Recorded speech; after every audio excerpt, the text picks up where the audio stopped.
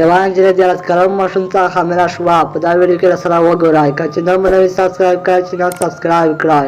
په انګلستان کې یوه نجلۍ ښه ماشوم څخه مړه شوه چې پالنه یې کوله. په حیرانوونکي ډول دا نجلۍ 13 کلن ماشوم څخه امیدواره شوې ده. دې نجلۍ لومړی د خلک په پلار تور ولګاوه او وروسته خبره بدله کړه او وویل چې د خلک ورباندې تېری کړی دی. شرکره لیا ګورډیکس د خپله مور د یوه ملګري زوی پالنه کار پیل کړ. یوه ورځ چې ماشوم مور په کور کې نه وه، هغه ماشوم سره جنسي اړیکه ونیوه او امیدواره پاتې شوه. ماشوم مور د دې خبر په اورېدو سره په لیا ګورډیکس دعوا وکړه او له هغه څخه شکایت وکړ. په دې وخت کې نجلۍ وویل چې ماشوم پلار څخه امیدواره پاتې شوه.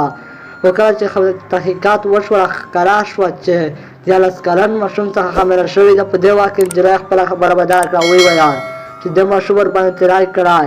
محکمې د نجلۍ ته 10 میاشتې بند سزا ورکړې ده.